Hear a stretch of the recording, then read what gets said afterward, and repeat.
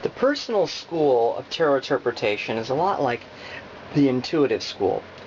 Unlike the intuitive school, where the reader is the one supplying all the meanings, the personal school, the reader essentially acts as midwife and helps the querent become the interpreter. And the beauty of this approach, of course, is that if they make up the meaning, then they're not going to argue with it.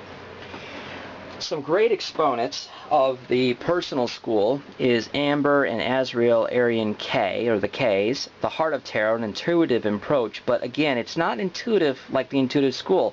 What it is, and they use the Morgan Greer, so that's why I'm pointing that out. Also, other big proponents is Rachael Pollack, and I hope I pronounced these names correctly. At least the Ks, I know I'm right. And Mary Greer, 21 ways to read a tarot card.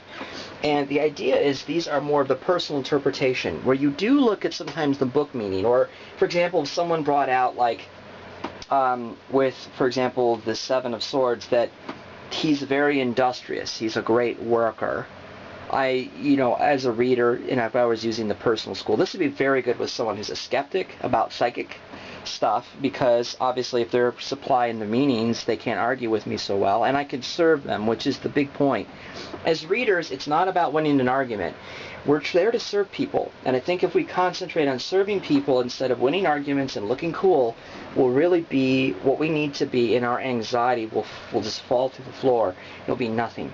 And I point out, well, sometimes, and traditionally, this has been known as to be a thief. Is there ways that sometimes people maybe, or this person is working hard, but maybe working to wrong ends?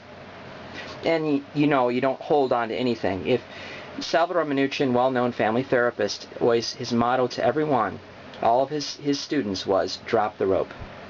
If you get in a tug-of-war with a client, drop the rope. Always lose. Let them win. Very good point.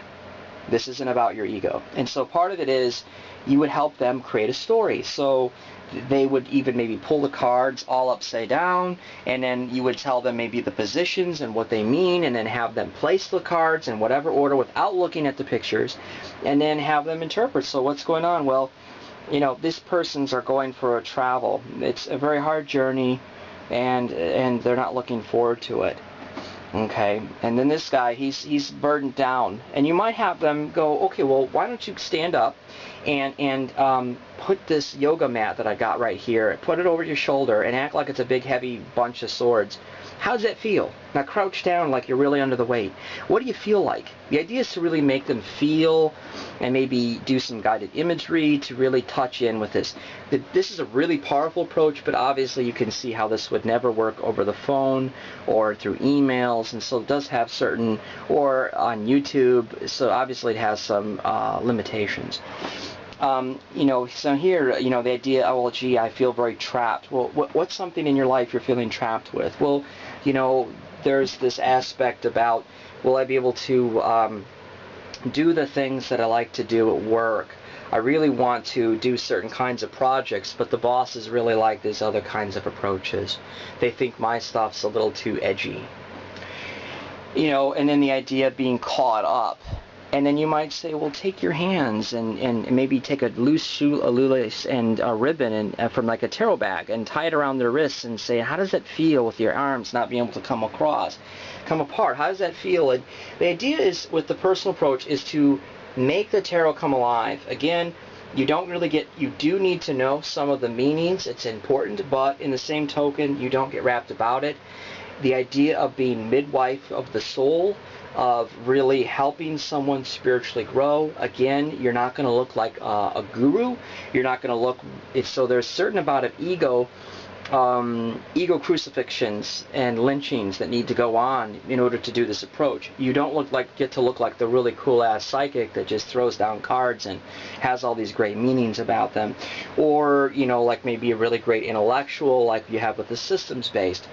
The plus, of course, is how do they prove you wrong? It's their approach. It's their decisions. And of course, they're going to enter into the process most likely and enjoy it quite considerably, and probably walk out with a fair amount of insight that they didn't have.